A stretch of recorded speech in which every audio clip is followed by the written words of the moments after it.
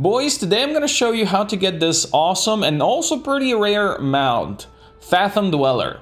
I would have no idea how to get this because I'm no good mount collector, unfortunately. But Icy Wayne's actually tweeted about this and they have a nice article all about this. So I'm gonna link it down in the description. You guys can follow that and get it also yourself. Now, first thing we have to do is come over here to the beautiful broken shore out here. And first thing we need to do is talk to Dracthul. This is where it starts. You can see over here, this is where you need to go. 3771 is the destination on your map. Then we have to talk to Dracthul, who says, go away. And you just need to go through all of his stuff that he says. The next thing you need to do is fly over here and the broken shore. This is the 5853 coordinates if you're looking for that. And you'll see a small cavern. You can go in here, it's called Feldust Cavern. And once you're inside, you have to go all the way around. It's really hard to see. At the end right here, there's a mound of dirt. And you have to loot this thing, and it's gonna get a weathered relic. Next thing you have to do is fly back to Dracthul, where we were before. Now, I wanted to mention that apparently this thing only happens like every 6 months or so. So the fact that you can do it right now, I think Icy Reigns just tweeted a couple of days ago that it's going to be up and live for the next week or so, or maybe 2. So if you're doing this, you gotta do it right now or you'll have to wait for a bit longer. Now with the weathered relic in tow, we can go back here and talk to Dracthul again, who still says go away because he's a penis. There you go. We can talk to him. And once you go through all of his dialogue options, which there's plenty, then comes apparently the hard part. Now there are 10 orbs you need to collect and you have to click them exactly in this order. The first one is in Azuna. You can see over here the coordinates are 3737 and there's this hidden tree. Or it's not, the tree is not hidden. You can definitely see the tree. But there it is, bushes that you can just walk in and fall into a cave. And you can go in here and find your first orb. Now the orb might be a bit hard to see, but it's right there. And apparently it has a 20-minute cooldown, so if another person clicks it, you won't be able to click on it. So there might be some waiting around if you're on a populated server or something like that, but if you're on a low pop server, this shouldn't be too big of a deal. Now for the location of the next orb, you have to come over here at Stormheim, or basically between Surmar and Stormheim. You can see the destination right here, and there's this tree with a bush, and there's once again a hidden cavern behind, and you have to kill this person over here, who apparently respawns right away and respawns for the 3rd time. That's fine. And over here at the back of the cave, you can see your second hungering orb that you need to click on. The next cave is in Val Shara, right here down in the corner. 4181 are the coordinates, and there's this big tree over here, and there's this small hidden cave once again. You get the idea. There are hidden caves all around over here, and there's another mob over here that you have to quickly snipe, and then the orb is right behind it, and you can click it and attune yourself to it. Now for the next one, we get back to the broken shore all the way down here. You can see the coordinates are something like 50-ish. It's down here in the water. I'm gonna have to find it and hopefully not die to fatigue. And it should be behind some of these rocks somewhere over here. This one might be a bit harder because the fatigue is gonna try to kill me, as it is killing me right now, but hopefully I can make it inside without dying. And right there, there is the cave. I'm taking damage. Hopefully I can get inside before dying. And this is gonna be close.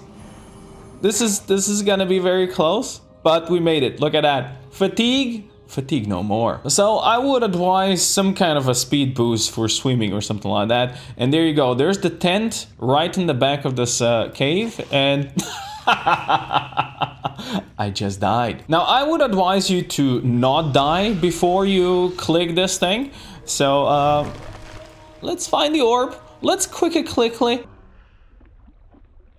And let's get out of here. Next, we are off to Azuna up here in the northern part. 5912 are the coordinates. And behind some of these trees, you can find another cave. This one, you gotta admit, it's really beautiful. And when you make it to the end of the cave, like that's the entrance. This is right here. is then the orb that you should click, and this time around at least you're not gonna die. Now for the next one, we come all the way to the northeast of Stormheim, and we are like way out in the middle of nowhere, and there is a cave below. There is this poor impaled shark that we're gonna just let him be, and we're gonna go down here in this here cave and under the shark. And just like in the last underwater cave, there are these bunch of steam vents that can hurt you. So if you can somehow mitigate the damage, try to do so. Apparently this doesn't work, so let's see if I can click it before I die. There you go. It has been clicked. We're back in the water. Let's get out of here. So for the next one, we come to High Mountain over here on the side. 5538 are the coordinates, and don't be fooled by this cave right here.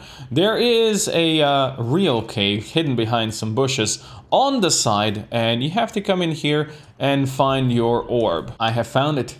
It's been eaten by this dinosaur looking thing, and you have to click it and attune to it. We are back to Azuna for the next one. It's right here, 5426 or 7 or something like that. Trees and bushes, my friends. It's always trees and bushes, and behind the trees and bushes you can fall into a cave and then go find yourself that orb, which took me a second to find, but it is underneath this bush over here, and you can click on it and attune yourself. You can see there's the entrance, there's the bush, and on the side right there is the thing. Now for this next one, we are all the way to the south of the Broken Isles, out here at the Eye of Jara, all the way down here. 7989 are the coordinates, and for this one we have to dive down here to find a shipwreck. Now I actually went and I got the water breathing, which should be very easy for you to get. It's a Dranic water breathing elixir that lasts for 60 minutes, so it should last you for a long time, and it was only like 5 gold on the auction house. Now once you make it up here, there's going to be this shipwreck down below, and you have to go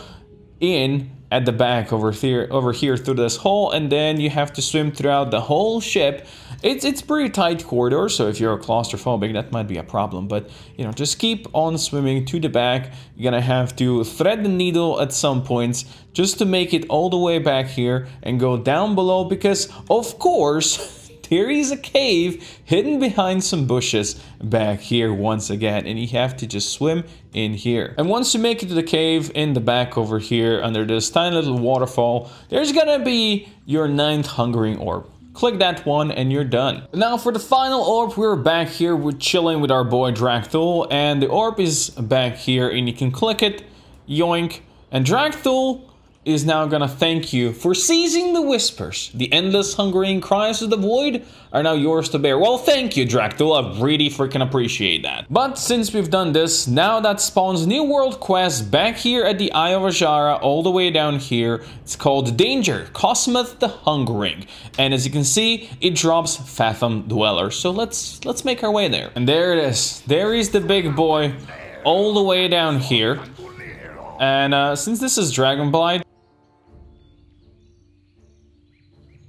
killing it really shouldn't be a problem. As you can see, it's gonna die very fast, and that gives me the Fathom Dweller into my bags. Now I have no idea if this is really as rare as Icy Veins made me believe, but I'll be glad to learn it. Now to mount this bad boy, you do have to be underwater, so you can't really fly with it. But if you are right now farming rares on Forbidden Reach, for one specific rare, this might come in handy if you don't really have other ways to swim faster. But there we go.